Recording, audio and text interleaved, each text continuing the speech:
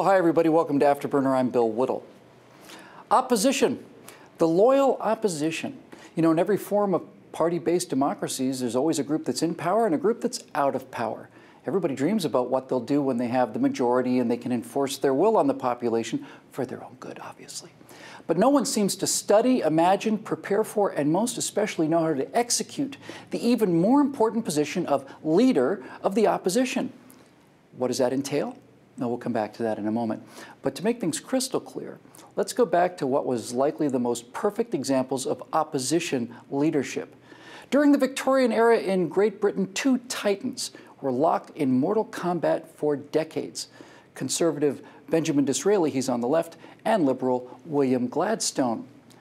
It was a case of dueling prime ministers for a while there. First Disraeli in 1868, then Gladstone that same year. Disraeli again in 1874, Gladstone again in 1880, and then one final time for Gladstone after Disraeli's death. Now, they were as different in style as they were in politics. Queen Victoria swooned over Disraeli's warmth and personal affection for her, and she despised Gladstone for his formal haughtiness. And they despised each other even more, constantly sniping not only at the other party, but at the leader of the other party. Now, Disraeli seems to have gotten the best two lines off during the entire long combat. When asked the difference between a misfortune and a calamity, Disraeli replied, well, if Gladstone fell into the River Thames, that would be a misfortune. If someone pulled him out again, that would be a calamity. And one night at a party, Gladstone approached Disraeli and said in earshot of everyone present, I predict, sir, that you will die of hanging or of some vile disease, to which Disraeli shot back, well, that all depends, sir, on whether I embrace your principles or your mistress. But the key is, at no time ever, whether in power or in opposition, did anyone for a moment not understand what each man personally stood for, what their party stood for, and why it mattered. Both men were committed to deeply held principles that guided their policies, and that clarity gave the British people something that's sorely lacking in America today: well-defended moral, ethical, and philosophical principles upon which to base politics and policies and eventually votes.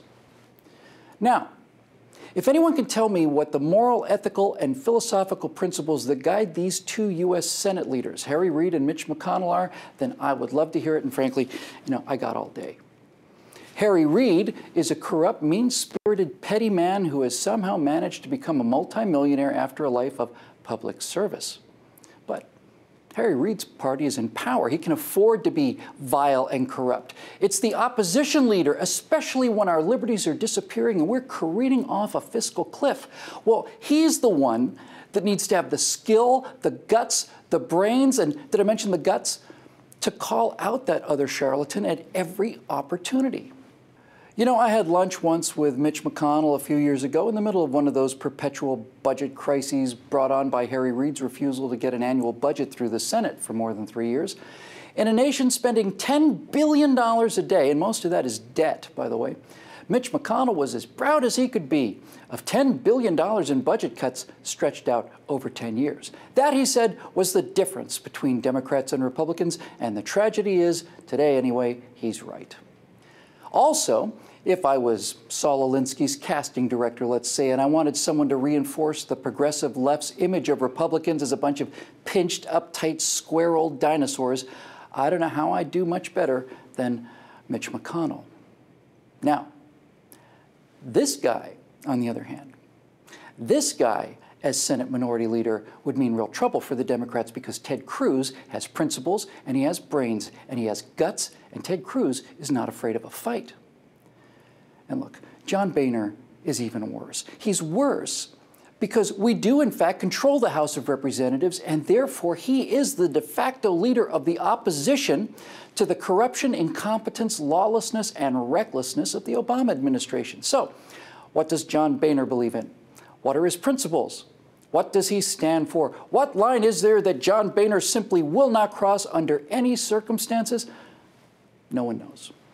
He defers to Obama. He goes golfing with him.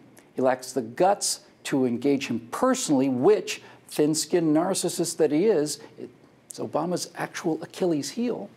I cannot remember or imagine a worse or weaker opposition leader than John Boehner, and especially at such a critical time in our nation's history. So, once again, I will point him and you to the greatest opposition leader of all time. Now, as a young man, he seemed destined to be Prime Minister at a very early age, but he bolted the conservative ranks in Great Britain in a power play, and he became a liberal. He'd eventually become a conservative again, although no one ever trusted him after that. After the debacle of Gallipoli at World War I, which was in fact a brilliant strategic move on his part and badly bungled by the Navy and for which he received all of the blame, he spent the 1920s in obscurity, ridicule, and shame. Then, in the 30s, as he watched Hitler rise to power, he, and virtually he alone, stood up from the backbench again and again and again and again, warning his nation that there was mortal peril on the horizon and that something had to be done immediately.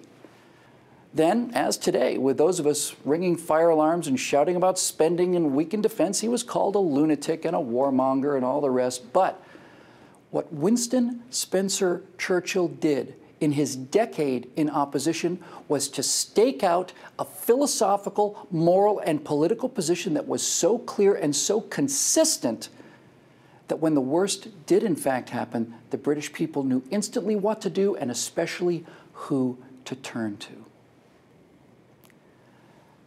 This man saved civilization, not because of what he did when the crisis came, but because of what he did preparing for it.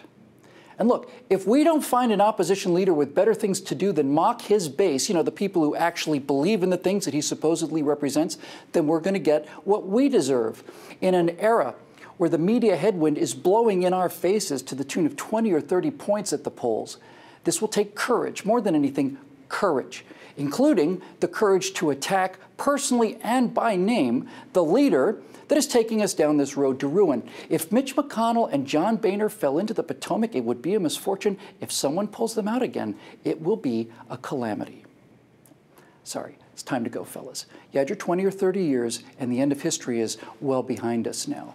We need young, tough, principled, and fearless fighters, and we need them not now, we need them yesterday.